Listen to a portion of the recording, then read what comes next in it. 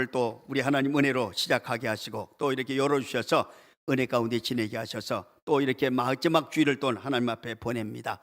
에베네셀의 하나님이 여기까지 도우신 줄 믿습니다. 그래서 우리는 항상 에베네셀의 하나님이 나를 어디까지 도우시느냐? 끝까지 도우십니다. 언제까지? 세상 끝날까지. 이게 주님의 약속입니다. 그래서 우리는 언제 어디서나 기죽을 필요가 없어요. 쫄 필요가 없습니다. 당당하고 우리는 어차피 우리는 한 세상이고요. 우리는 한 번 왔다 가는 세상입니다. 그래서 우리 쫄 필요 없어요. 왜? 주님께서 우리에게 말씀하십니다. 세상 끝날까지 너희와 함께 하시겠다. 그래서 세상 끝날까지 우리에게 도움이 되시겠다. 그래서 우리를 도와주겠다는 겁니다. 그래서 지금도 주님이 우리를 도우신 줄로 믿습니다. 그래서 내가 이 자리에 왔습니다. 이 자리에 서 있습니다. 예배를 드린 줄로 믿습니다. 그래서 오늘 예배가 성공해야 돼요.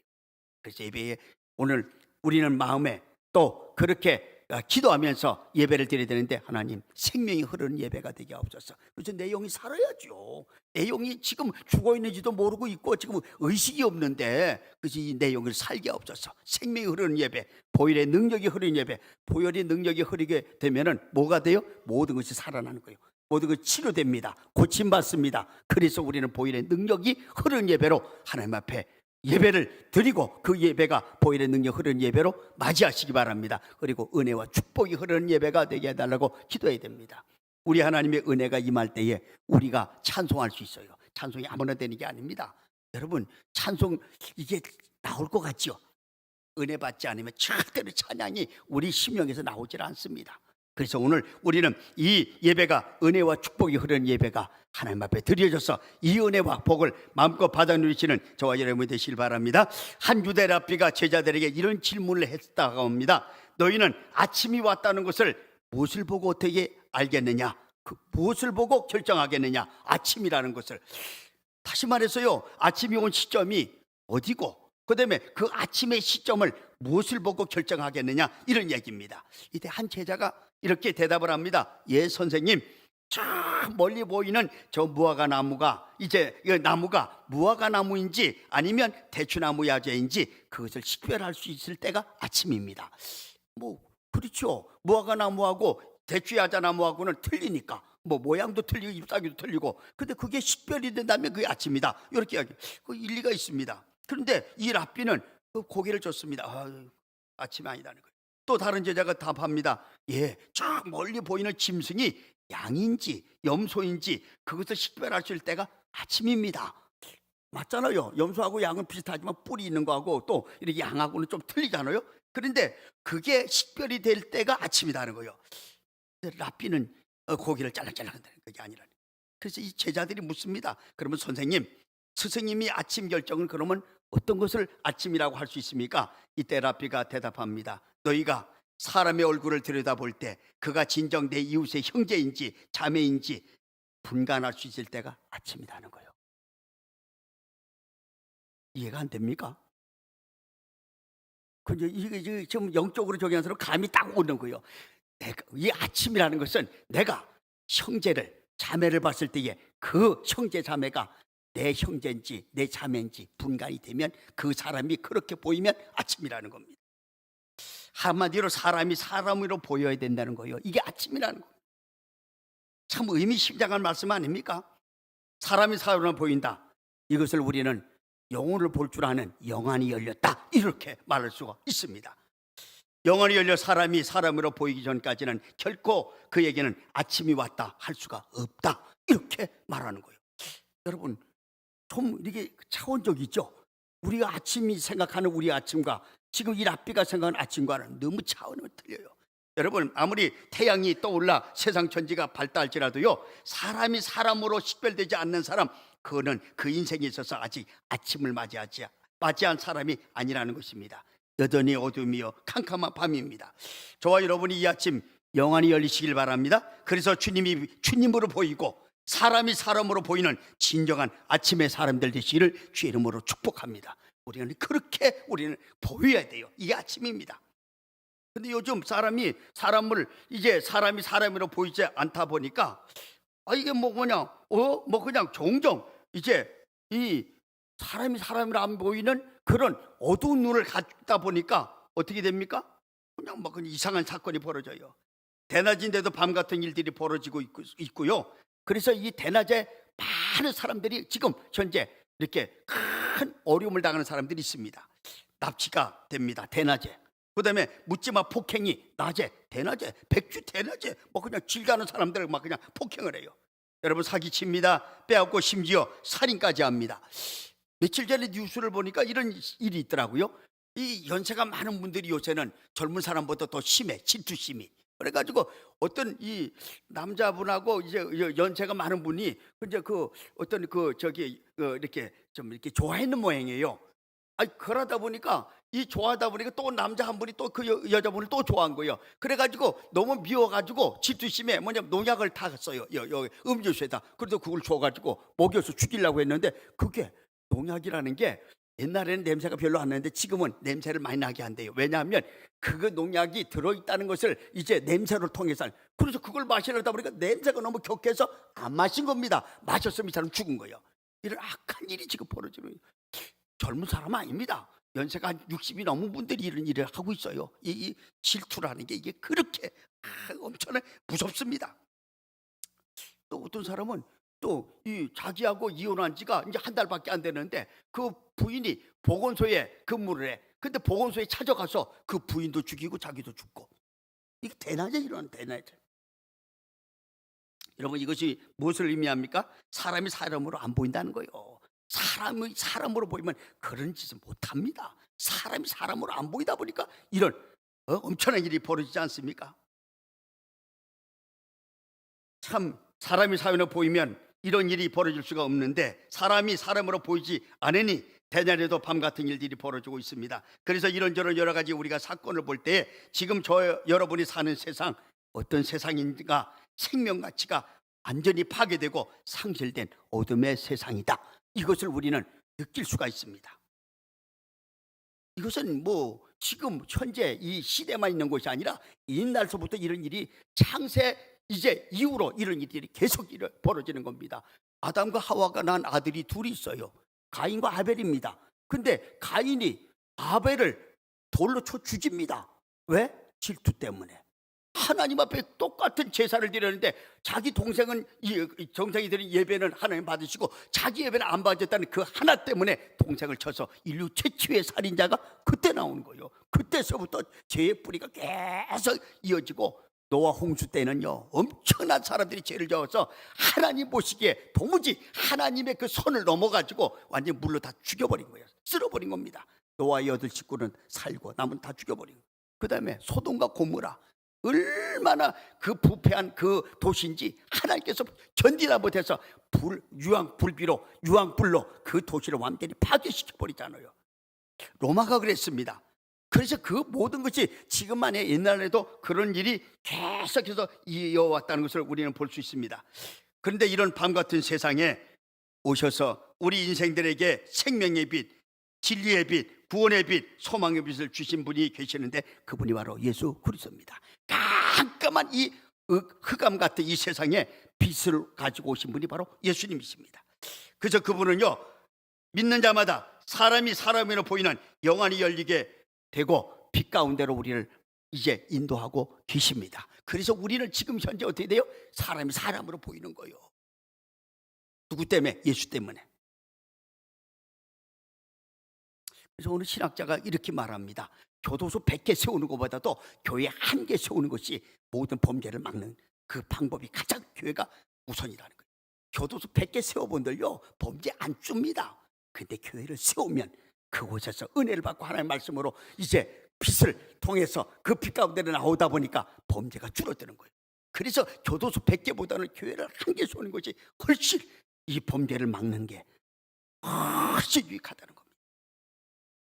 예수님은 이 땅에 빛으로 오셔서 이 빛을 전하여서 어둠에 처해있는 백성들에게 찬란한 새 아침을 선물하셨습니다. 또 예수님은 이 일을 위해서 이제 함께 일할 제자들을 부르시고 세우셨는데 그들이 바로 누구예요? 12제자들입니다. 그래서 너희는 세상의 빛이라 이 빛을 사람들에게 비추라고 주님은 제자들을 부르셔서 이 명령을 제일 먼저 주십니다. 자, 한번 보세요. 마태복음 5장 4절 14절. 자, 시작. 너희는 세상의 빛이라 산 위에 있는 동네가 숨겨지지 못할 것이요. 16절 다시 한번 봅니다. 시작. 이같이 너희 빛이 사람 앞에 비치게 하여 그들로 너희 착한 행실을 보고 하늘에 계신 너희 아버지께 영광을 돌리게 하라. 여러분, 우리가 빛입니다. 너희는 세상의 빛이다. 주님이 우리에게 빛을 가져오셔서 우리 어두운 우리를 불러내서 빛 가운데 인도하셔서 우리가 이 빛을 전하도록 주님은 명령하고 있었는데, 그 제자들에게 이것을 이제 명령을 하시고 오늘 저와 여러분에게 명령하신 줄 믿습니다. 그래서 우리는 빛입니다. 그래서 우리가 가면 어둠이 사라져야 돼요. 어둠이 다 물러가야 돼요. 왜? 우리가 빛이기 때문에. 그래서 주님은요, 이 빛을 발할 이 일을 행하기 위해서 이제 제자들을 부르신 일로 공생애를 시작하셨습니다. 그러면서 오늘 본문에 그들을 부르시고 세우시는 이유를 말씀을 하시는데, 그 첫째가 그들을 원하셨기 때문에 불렀다는 거예요. 그래서 저는 참 감사한 게, 이렇게 이제 이 성도들을 보면 얼굴에서 아주 그런 어떤 본인은 잘 몰라요. 근데 빛이 난다는 거 느껴요. 그게 왜냐하면, 그래서 내가 좀 이 본인에게는 미안하지만 우리 최준석 선생님 저 오셨는데 처음에 올 때의 그 얼굴과 지금 얼굴이 180도 틀립니다. 물론 다른 사람 못 집어는 건 몰라도 제가 보기는 그래요. 처음에는 그 얼굴이 이렇게 좀 어둡고 까만 것 같은 그래가지고 저기 했는데, 지금은 얼굴이 그냥 빛이 나고, 그다음에 그렇게 미남인지는 난 몰랐거든요. 지난 주일날 같이 밥을 먹으면서 얼굴을 보니까, 야, 이분이 이렇게 참 잘생겼다, 참 미남빛. 그래, 이게 우리가 그냥 사람이 될 일이 아니고 하나님이 그리 빛이 비추니까 그 빛이 같이 그 얼굴에서 나타나는 거예요. 이게 참 감사한 겁니다. 주님은 이 일로 인해서 우리를 부르셔서 이 빛을 전하라고 우리를 부르셨는데, 우리가 필요했습니다. 우리를 원하셨습니다. 그래서 부르셨습니다. 무엇하기 위해서? 천국 복음을 전파, 세상을 변화시키고 어두운 세상의 빛을 비추기 위해서 우리를 부르셨습니다. 주님은 이 전략을 세우시고 이 제자들을 부르셨다는 것입니다. 그런데 이 제자들을 부르시는 과정에서 우리의 가슴을 뛰게 하고 감동케 하는 것이 있습니다. 그것이 무엇입니까? 자, 마태복음 4장 18절 19절 한번 보세요. 이 일을 한번 잘 생각하면서 우리가 가슴이 뛰어요. 시작. 갈릴리 해변에 다니시다가 두 형제 곧 베드로라 하는 시몬과 그의 형제 안드레가 바다에 그물 던지는 것을 보시니 그들은 뭐다? 어부라. 말씀하신 때 나를 따라오라. 내가 너희를 사람을 낚는 어부가 되게 하리라 하시니, 지금 주님이 제자를 부르시는 것은요, 어떤 조건이나 어떤 저 환경, 또 어떤 자격, 이걸 요구하지 않습니다. 그들을 부르실 때 너 대학 나왔어? 너 박사학위 가졌어? 이거 하나도 안 묻습니다. 그냥 자기가 원하는 사람들을 부르시는 거예요. 그냥 주님이 원하시는 자들을 부르셨다는 것입니다. 오늘 이 말씀이 우리에게 엄청난 감동을 주는데, 왜? 저와 여러분이 바로 그 한 사람이기 때문에 그렇습니다. 만약에 주님이 조건을 붙였다. 너 박사학위 몇 개 있어? 너 지금 돈 얼마를 가지고 있어? 너 지금 집이 몇 채야?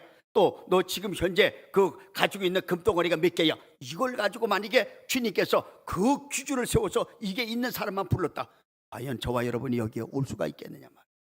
근데 주님은 바닷가를 걸으시면서 그냥 이 물고기 잡는 어부들을 그냥 부르신 겁니다. 나를 따라오라는 거예요, 무조건. 그러면서 내가 물고기 잡는 너희들을 이제 사람이 낚는 어부로 만들어 주겠다고 지금 주님이 부르시고 있잖아요.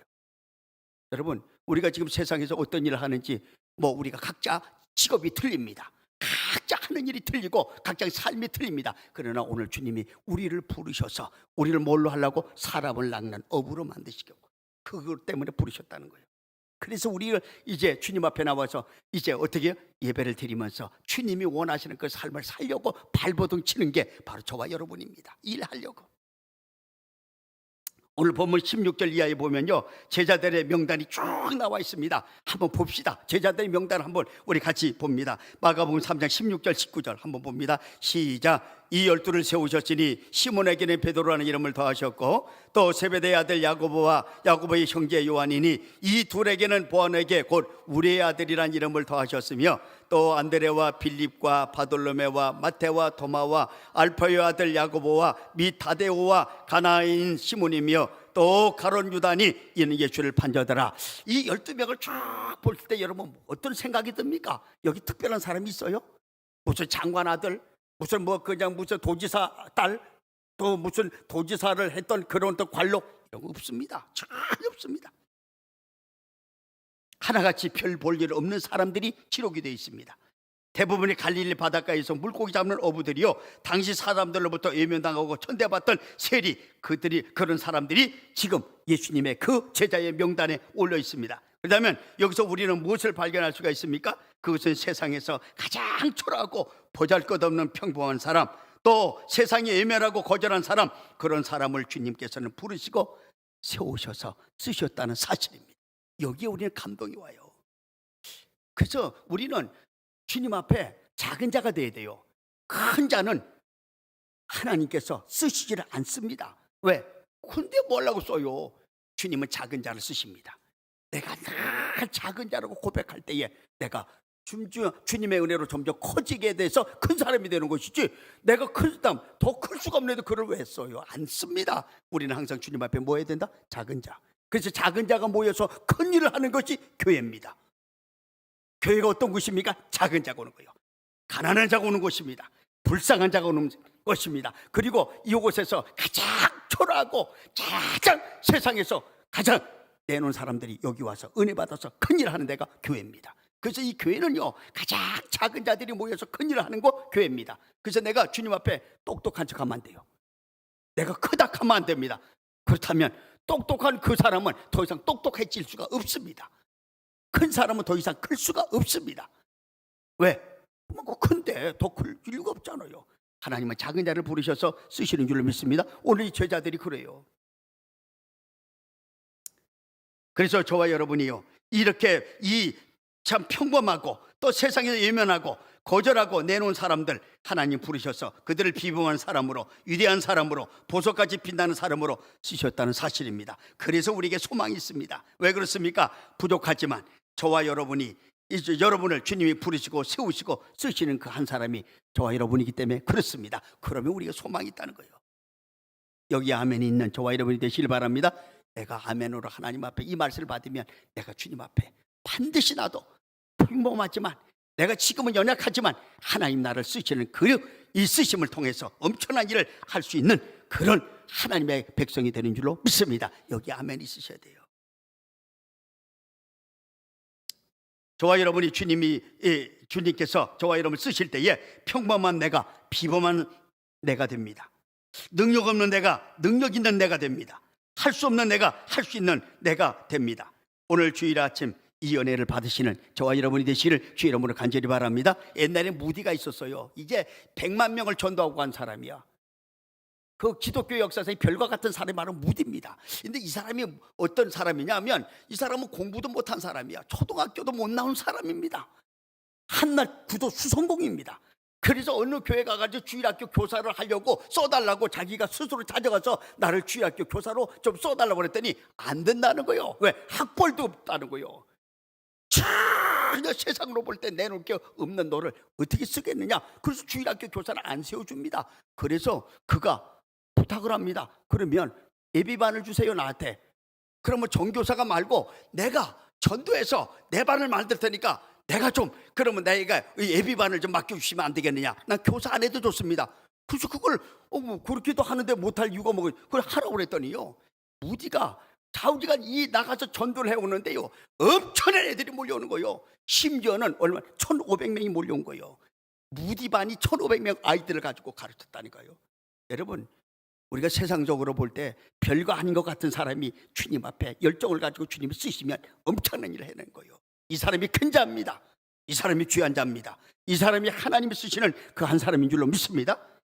여러분, 우리가 이렇게 하나님 앞에 쓰임 받도록 저와 여러분이 기도하고 하나님 앞에 열정을 가지고 주님 앞에 기도하시는 저와 여러분이 되시길 바랍니다. 주님이 제자들을 부르신 이유, 그들이 필요했기 때문입니다. 그렇다면 주님이 제자들을 부르신 두 번째 이유는 무엇입니까? 그들과 함께 하시기 위함입니다.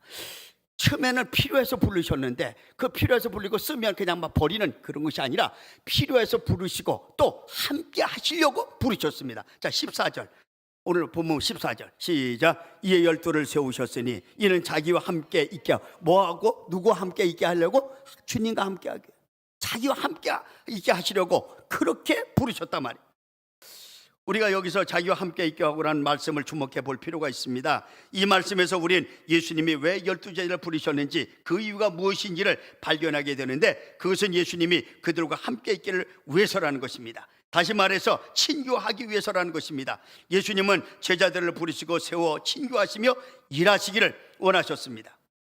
그때의 그 주님은 지금도 동일하게 우리와 친교하시고 일하시기를 원하십니다. 얼마나 감격스럽고 감동이 있는지 모릅니다. 우리 여기에 대해서 감동이 있어야 돼요. 감격이 있어야 돼요. 여러분, 이 감격과 감동스러운 장면을 우리가 한번 상상해 볼랍니까? 여러분, 대통령 한 번 만나는 거 영광입니다. 여러분, 장관만 만나도 영광입니다. 심지어는 구청장만 만나도 엄청나게 영광이고요. 동사무소 동장만 만나도 엄청나게 으쓱합니다. 아, 내가 오늘 이런 사람 만났다. 심지어 동장을 만나도 그렇다니까요. 동장이 아무나 만나줍니까? 아이고, 그렇지 않습니다. 그런데 세상에 만왕의 왕, 만주의 주가 되시고 또 인간의 생사와 흥망성쇠를 주관하시는 예수님, 역사의 주관자이시며 온 인류를 구원하신 예수님, 그분이 바로 나를 친구 삼아 나와 함께 계시겠다는 거예요. 이게 얼마나 감동이에요. 저 며칠 전에 저는 이 북한의 그 사정을 잘 아는 왜 이만갑이라는 그 프로가 있잖아요. 그럼 북한 탈북 사람들이 와가지고 막 이렇게 하는 거, 그걸 보는데 이 탈북 여성들이 이 베트남에 가서 박항서 감독을 만나는 그 장면이 딱 이렇게 한번 이 프로에 나오더라고요. 그래서 그것을 자세히 보니까 박항서 감독을 만나가지고 악수를 한번 딱 했어. 그런데 어떤 그 북한에 넘어온 그 탈북 있는 그 여자분이 뭐라 하냐면 이 손을 안 씻겠다는 거예요. 왜? 박홍서하고 악수했다는 거예요. 지울 수가 없다는 거예요.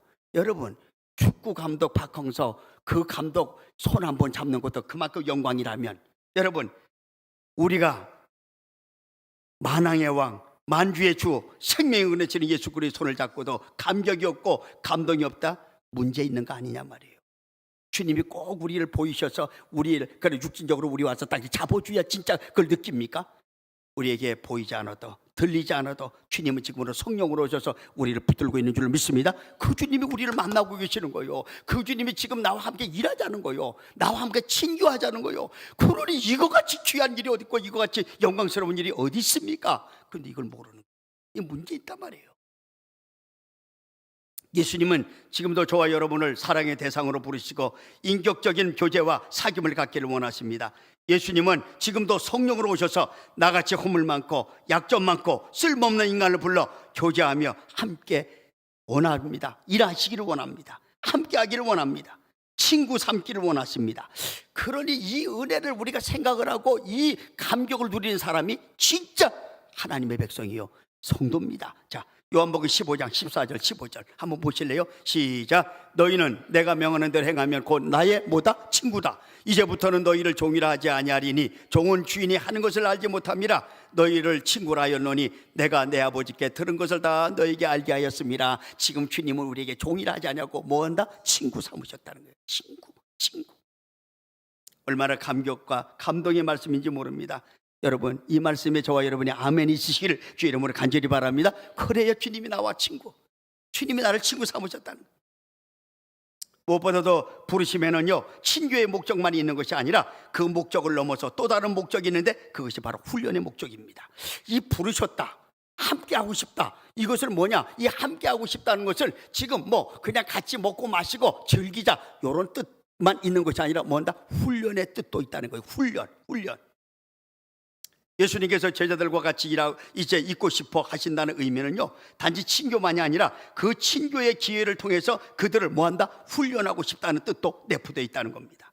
주님은 제자들과 함께 있는 자연스러운 기회를 통해서요, 제자들을 향한 주님의 뜻과 기대를 전달하고 자신의 삶을 몸소 제자들에게 보여줌으로써 제자들도 주님을 닮아 주님처럼 살기를 기대하셨단 말이에요.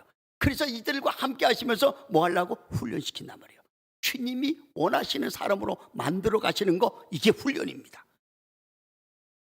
그런데 주님과 같이 있지 않은 사람이 어떻게 그분의 음성을 들을 수 있고요, 어떻게 그분의 삶의 모습을 볼 수가 있고 어떻게 그분을 따라갈 수가 있겠느냐 말입니다. 그래서 주님은 그를 부르셔서 함께 하시면서 뭐 했다?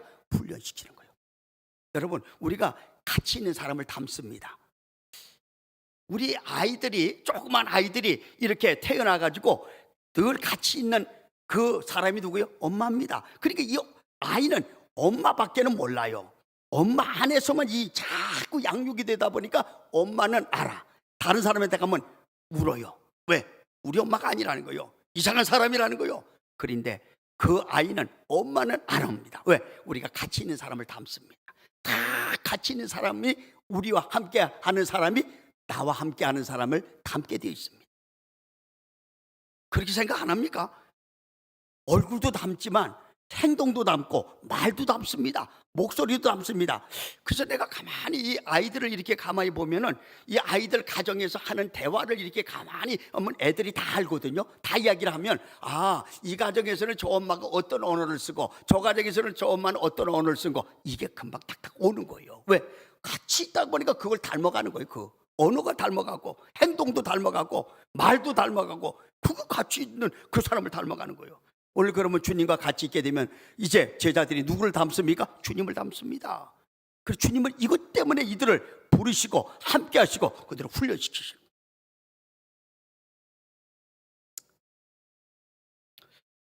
여러분, 군인이 이 군대 가서 이 훈련을 받는데, 군대 이 훈련 받는 훈련소가 다 틀려요. 해병대가 받는 훈련소는 틀립니다. 특수부대가 받는 훈련소는 틀립니다. 일반 군인이 받는 훈련소는 논산입니다. 이런 데서 훈련을 받을 때 그 나름대로의 어떤 훈련 그 방식이 다 있습니다. 그런데 그 훈련을 받는 그 강도에 따라서 뭐가 돼요? 특선사가 되고요, 해병대가 되고요, 그냥 육군이 되고요, 공군이 되고 해군이 되는 겁니다. 훈련의 그 모든 강도가 틀려. 그러니까 훈련소가 어떻게 누구를 훈련을 시키냐에 따라서 그 사람이 틀려진다는 거예요. 여러분, 주님의 제자들을 부르시고 그들과 함께 하시며 말씀으로 삶으로 그들을 훈련하셨습니다. 그런데 문제는요, 우리가 문제입니다. 오늘날 우리가 문제입니다. 오늘 살아가는 그리스도의 군사된 저와 여러분, 제자된 저와 여러분, 이것을 우리가 어떻게 적용하느냐는 거예요. 왜? 그 당시에 제자들은 어떻게 해요? 예수님이 친히 직접 그들을 데려다니면서 어떻게 친교하고 또 가르치고 삶을 보여주고 그 다음에 그들을 훈련시켰어요, 직접. 근데 지금은 주님이 직접 와서 우리를 훈련시킬 수 있습니까? 없습니다. 그럼 이걸 어떻게 우리한테 적용을 하느냐 말이에요. 옛날에 제자들만 제자고 우리는 제자가 아니냐? 아닙니다. 똑같이 주님을 부르셔서 지금 우리를 제자로 삼고 있습니다. 그렇다면 우리는 어떻게 훈련을 받아야 될지 그것을 우리는 고민해보고, 그것이 중요하기 때문에 우리는 그 방법을 찾아야 돼요. 그런데 저는 두 가지 방법밖에 없다고 봐요. 지금 우리가 그리스도의 군사로서 예수님의 제자를 훈련받을 수 있는 두 가지 딱 있는데, 그게 뭐냐? 말씀과 기도입니다. 이거 두 가지밖에는 우리를 훈련시킬 길이 없습니다. 그래서 지금 이 시대는요, 이 시대를 사는 저와 여러분이요, 진정 예수님과 교제하고 그리스도의 군사로서 제자로서 훈련되기를 위해서는 말씀과 기도 훈련이 필요합니다. 여러분, 군인이 적과 싸움에서 이기기 위해서 날마다 하는 일이 뭐예요? 훈련입니다. 첫째는 훈련을. 그래서 훈련은 피라고 딱 훈련소에 가면 글이 돼 있어요. 훈련은 곧 피다, 생명이라는 거예요. 훈련을 많이 받을수록 생명을 자기가 지킬 수 있고, 훈련을 디디하게 받는 사람은 죽는다는 얘기입니다. 그래서 이 군인이 가장 자기를 지키고 나라를 지키고 다른 사람을 지키기 위해서 훈련하는 것, 그것이 바로 처절한 훈련입니다. 강한 군대일수록 훈련의 강도가 더 심해지게 됩니다. 이 훈련을 통해서 어떻게 해요? 자신을 다스립니다. 여러분, 탈영하고 싶은 사람 얼마나 많겠어요? 이 훈련 받다가 내가 오늘 지혜만 있으면 내가 진짜 빠져나갈게, 난 그래 탈영할 거야, 나는 잡혀서 죽는 한이 따라서 나는 이거 못 견뎌, 그러면서 탈영하고 하루에도 12번이 더 나옵니다, 그 훈련장에서. 그런데 그걸 자기를 다스리는 겁니다. 조금씩. 그 다음에 그 훈련 과정에서 자기의 그 나쁜 습성, 이 어떤 군인으로서의 약한 모습을 다 빼내는 겁니다. 다 비우는 겁니다. 그러니까 완전히 자기를 죽이는 게 되는 것이죠. 이런 훈련이 거듭될 때 비로소 군인다운 군인이 되잖아요. 그렇다면 오늘날 그리스도의 군사요, 예수님의 제자된 저와 여러분의 훈련은 어떤 훈련이어야 되느냐? 그것이 날마다 뭘로? 말씀으로 훈련받아요.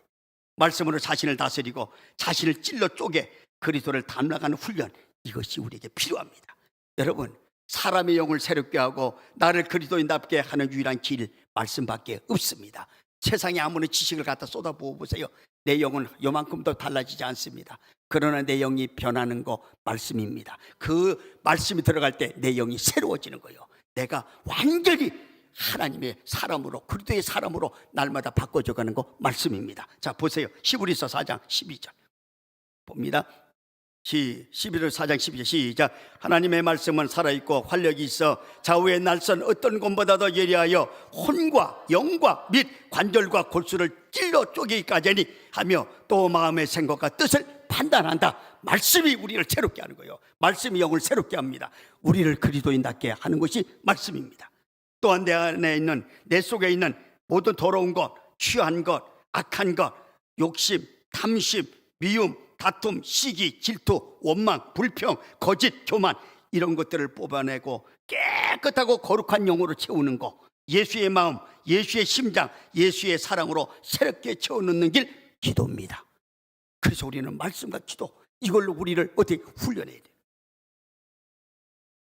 우리 속에 있는 이 원망, 불평, 교만, 이게 세상 것으로 빠져나갈 수가 그게 안 됩니다.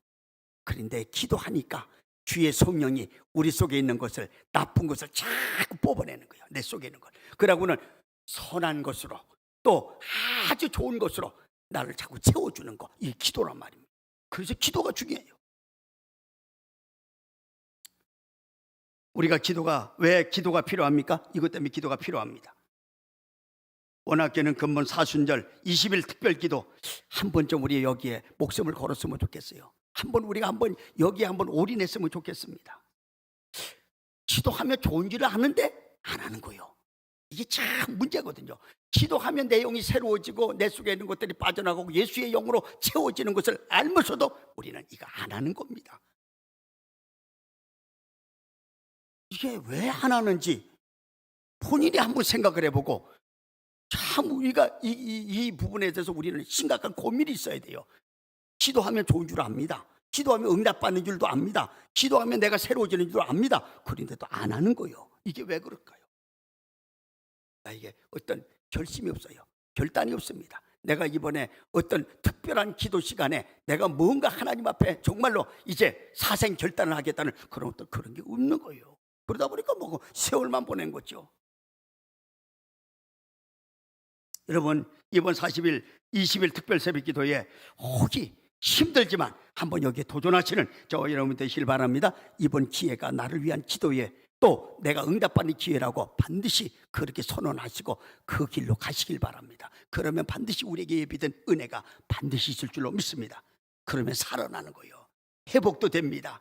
해결도 됩니다. 고침도 받습니다. 이 은혜를 저와 여러분이 받는 그런 기도회가 되기를 주 이름으로 간절히 바랍니다. 그래서 아이고 목사님 아무리 그래도 나는 안 되겠습니다. 그럼 어찌하겠습니까? 그렇게 저기를 하는데도 뭐 나는 안 되겠다는데, 좋은 줄을 아는데, 응답받는 것도 아는데, 고침받는 것도 아는데, 해결되는 것도 아는데, 아이고 나는 못하겠습니다. 그러면 해결 안 됩니다. 고침 못 받습니다. 끝내 그것이 계속해서 나를 찌를 수밖에 없습니다. 그렇다면 우리가 이 찔리면서 우리가 신앙생활 할 수가 없잖아요. 뽑아내야 되지 않습니까? 해결해야 되지 않습니까? 고침 받아야 되지 않겠습니까? 그래야 내가 하나님 앞에 기쁨으로 즐거움으로 감사함으로 주를 섬기죠. 맨날 이 적분을 가지고 나를 찌르는 그것을 가지고 이렇게 신앙생활을 하다 보니까 재미가 없는 거예요. 한마디로 재미가 없습니다. 하나 그냥 나한테 그냥 그 유익된 게 하나도 없는 것 같고 맨날 짜증나고 안 되는 거예요. 이거 뽑아내야 된다니까요. 이걸 뭘로 뽑아낸다? 기도로 뽑아내야 돼. 우리가 예수님의 제자라 하면서 그분에 대한 말씀이 없고 그분을 향한 기도가 없다. 그 사람은요, 제자라는 이름은 있을지 몰라도 진정한 제자, 건강한 제자, 친밀한 제자는 아닙니다. 그러므로 우린 말씀 훈련과 기도 훈련을 통해 늘 주님과 함께하며 그분을 닮아가는 저와 여러분 되시길 바랍니다. 그렇게 될 때 우리는 어떻게 돼요? 날마다 우리의 삶이, 우리의 심령이 거룩해져 가는 겁니다. 우리를 거룩하게 할 수 있는 거, 우리를 새롭게 할 수 있는 유일한 거, 말씀과 기도입니다. 이게 제 말이 아닙니다. 말씀에 그렇게 되어 있습니다. 한번 보실래요? 디모데전서 4장 4절 5절 한번 봅니다. 시작. 하나님께서 지으신 모든 것이 선함에 감사함으로 받으며 버릴 것이 없나니 하나님의 말씀과 기도로 뭐해져 간다? 거룩해져 간다는 거예요. 우리를 거룩하게 할 수 있는 유일한 거, 깨끗하게 하고 우리를 새롭게 하는 유일한 길 뭐가 있어야 돼요? 말씀과 기도가 있어야 돼요. 이것이 우리를 거룩하게 합니다. 새롭게 합니다.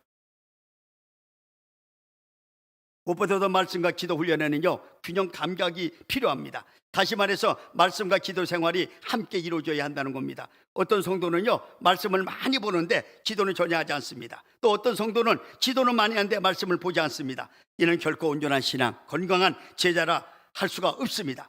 우리가 사람과의 대화에서도 이제 상대방의 말을 들어야 할 때는 들어야 되고, 또 내 마음속에 있는 것을 말해야 할 때는 말해야 합니다. 근데 어떤 사람은요, 남의 이야기를 열심히 듣는데 침묵은 금이라고 생각해서 그런지는 몰라도 자기 말은 안 하는 거예요. 자기 속은 안 내보이는 거예요. 이러면 진정 교제가 안 됩니다. 다른 사람 말을 들었으면 내 사정도 이야기를 하고 같이 공유를 해야 됩니다. 우리가 주님 앞에 이제 친교를 나눌 때 어떻게 돼요? 우리가 말씀도, 하나님 말씀도 들어야 되고, 또 내가 알아야 되고, 이것이 왔다 갔다 하는 거죠. 이게 친밀감입니다.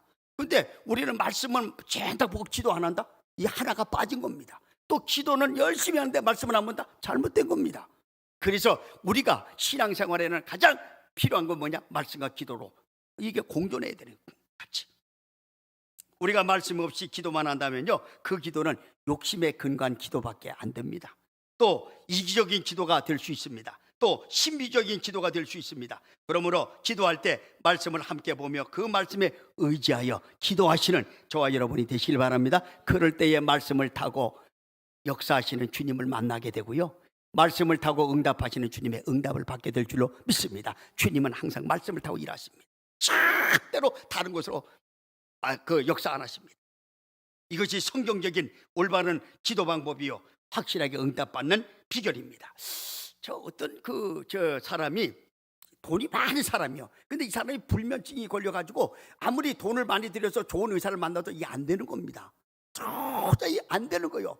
그래가지고 이 사람이 소문을 들었더니 저 스위스에 가면은 한 정신의학과 박사가 한 분이 있는데, 심리학자가 있는데, 이번에 가면은 당신 병이 치료받을 수 있다. 그래서 이 사람이 전용기를 타고 스위스로 날아갑니다. 스위스로 날아가가지고 그 사람을 만났는데, 그 사람이 융 박사입니다. 그 사람이 칼 융 박사라는 유명한 정신과 의사요. 이제 어떤 그 사람들에게 어떤 심리학자로서 아주 유명한 의사입니다. 그런데 이제 거기를 갔더니 무슨 치료를 해줄 줄 알고 갔는데 치료는 안 하고 그냥 수도원으로 보내는 거예요. 저 어떤 수도원에 가서 당신은 거기 가서 이제 거기 찾아가면 됩니다. 이래서 모스크바에 한 어떤 수도원을 딱 찾아갔어. 그랬더니 그 수도원 원장이 딱 하는 소리가, 첫날 가가지고 뭔가 좀 지도도 해주고 뭐 이래 해줄 줄 알았는데 그게 아니고 딱 하는 소리가, 주기도문을 300번을 외우십시오, 이런. 그래서 주기도문 300번을 외우라고 그러니까 이게 뭐야? 그런데 주기도문을 딱 줘서 그것을 또 시키는 대로 300번을 했네. 그 다음날 가니까 600번을 외워야 됩니다. 그 다음날 가니까 또 900번을 해야 됩니다. 매일 300번씩 올라가는 거예요. 근데 그게 어디까지 올라가느냐? 6,000번까지 올라왔습니다. 6,000번. 그럼 며칠을 한 것 같아요? 20일 한 거예요. 20일 동안을 주기도문만 하루에 300번씩 계속해서 이렇게 올라가다 보니까 6,000번이 딱 되는 그 순간에 가슴이 뜨거워지는 거예요. 막 따라 올리면서 뭔가 자기 느낌에, 내가 치료받았구나, 내가 고침받았구나, 이게 딱 느껴지는데, 그때서부터 자기 불면증이 싹 사라져요. 여러분, 말씀을 보고 기도할 때의 역사는 말씀을 타고 하나님이 하시는 줄을 믿습니다. 이게 이제 우리가 신앙생활하는 아주 방법이고 신앙생활의 어떤 맛입니다. 이런 맛을 못 보면요, 절대로 말씀 안 보고 기도 안 합니다. 그래서 저와 여러분은요, 신앙생활할 때 말씀과 기도를 아주 균형 있게 하셔서 신앙생활하는 저와 여러분 되시길 바랍니다. 우리가 하는 것, 기도하는 거 중요합니다. 우리가 참 기도하는 거 중요합니다. 그러나 어떻게 기도하느냐는 더 중요합니다. 참 아주 우스갯 같은 이런 글을 하나 본 게 있어요. 어떤 얘기냐면, 앵무새가 어떤 집사님이, 목사님이 키운다고 그래서 자기도 앵무새를 하나 키웠어. 근데 이 앵무새가 이게 참 골치 아픈 거예요. 왜냐하면 말을 꼭 한마디밖에 못하는데, 이 앵무새가 하는 말 한마디가 딱 있는데, 그게 뭐냐면 키스해 주세요, 이거요.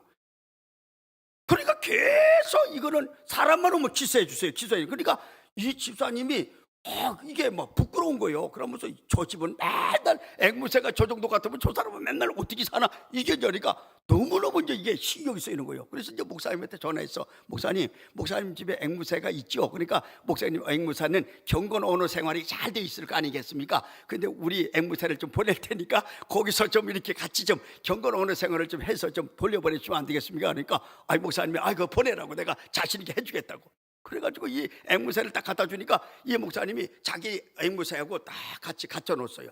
그런데 툭 갖다 놓으니까 이 목사님 집에 앵무새가 그래도 지가 주인이라고, 여기는 딴 데서 왔다고 그러는데, 이 사람 그 앵무새 딱 한마디만 해. 다른 말은 못해. 뭐냐면 다 같이 기도합시다, 이거밖에는 못하는 거예요, 그 앵무새는. 그래가지고 이 목사님 댁에 있는 이 앵무새가 먼저 다 같이 기도합시다 이래 했어. 그랬더니 그 앵무새가 키스해 주세요 이래. 그랬더니 조금 있다가 한마디밖에 못했던 그 앵무새가, 목사님 그 교회 있는 그 집에 있는 앵무새가 한마디를 더 합니다. 주여, 내 기도에 응답하시니 감사합니다. 요 말을 딱 하더라네, 앵무새가. 여러분, 우리가 무엇을 놓고 기도하고 어떻게 기도하느냐 참 중요합니다. 그런데 성경을 보게 되면 거기에 뭐가 나와요?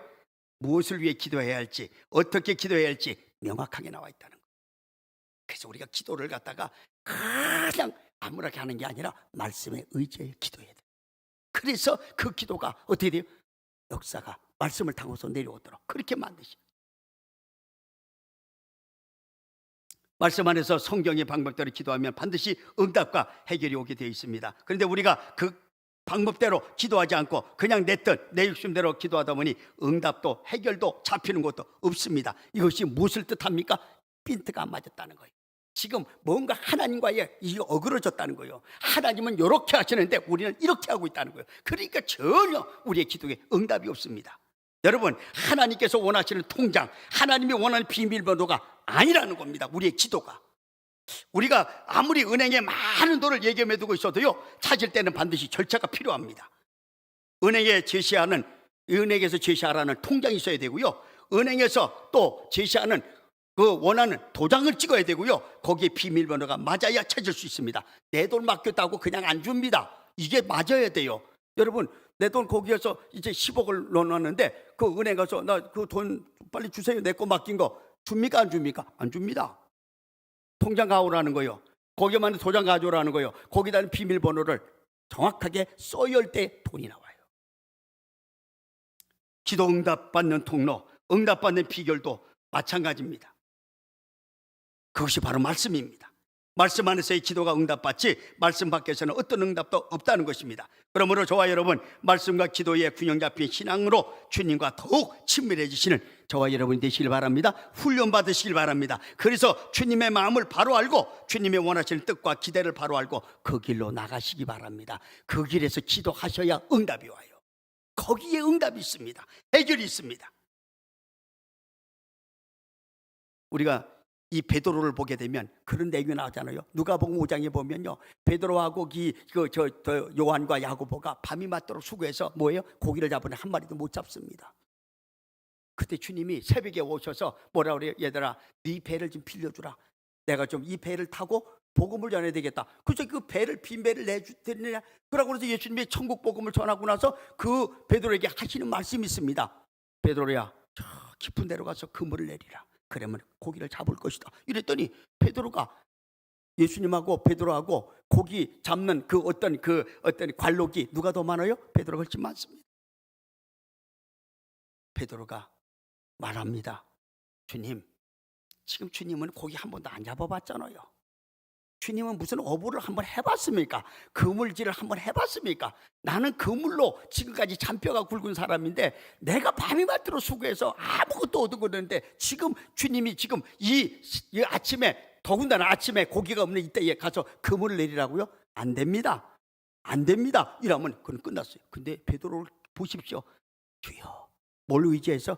말씀에 의지하여 그물을 내리겠다. 우리 한번 보시기 바랍니다. 자, 누가복음 5장 6절 7절 시작. 시몬이 대답하여 이르되 선생님, 우리들이 밤이 새도록 수고하였으되 잡은 것이 없지만은 모아서 말씀에 의지하여 내가 뭘 내려 그물을 내리리이다. 그렇게 하니 고기를 잡은 것이 힘이 많아 어떻게 했다? 그물이 찢어질 정도로 많이 잡혔다는 거예요. 말씀에 의지하면 됩니다. 말씀에 의지하고 그 말씀에 그 의지해서 기도하면 역사는 주님이 하십니다. 이것이 주님의 방법입니다. 사랑하는 성도 여러분, 우리가 주님의 제자가 되기를 원합니까? 그리스도의 좋은 군사가 되기를 원하십니까? 주님이 쓰시는 한 사람이 되기를 원하십니까? 그렇다면 말씀을 가까이 하시기 바랍니다. 기도의 무릎을 더 강하게 꿇으시길 바랍니다. 이 길밖에는 방법이 없습니다. 다른 길이 없습니다. 참 이렇게 목사가 이렇게 좀 애달게 일을 하는 거 조금만 좀 들어주시면, 왜? 말씀이 그래 하니까 목사는 답답한 거예요. 왜냐하면 우리를 새롭게 하고 우리의 기도의 응답이 말씀밖에 없고 말씀에 의지하여 기도할 때 응답이 있는데 그 방법을 알면서도 안 한다니까 문제가 되죠. 그러므로 나의 교회 생활, 연륜, 직분 이런 거 다 내려놓고 겸손히 날마다 말씀을 먹으시기 바랍니다. 기도의 골방을 만드시기 바랍니다. 말씀을 덮어두고 이렇게 덮고 믿지 말고 펴놓고 좀 믿으시기 바랍니다. 말씀을 왜 덮고 자꾸 믿으려고 그래요? 펴놓고 말씀대로 믿으실 저와 여러분 되시길 바랍니다. 여러분, 우리 그렇게 믿어야 돼요. 또 무턱대고 기도하지 말고 말씀에 의지하여 기도하시는 저와 여러분이 되시길 바랍니다. 거기에 주님의 임재가 있고 역사가 있는 줄로 믿습니다. 주님이 제자들을 부르신 두 번째 이유, 함께 하시며 훈련하기 위하십니다. 그렇다면 지금 이 시대 저와 여러분을 부르신 이유가 뭡니까? 역시 우리와 함께 하시고 훈련하시기 위함입니다. 무엇으로? 말씀과 기도로. 그래서 우리를 진정한 제자로, 그리스도의 좋은 군사로 쓰시기 위함입니다. 그 한 사람 저와 여러분이 되시기를 주의 이름으로 간절히 바랍니다.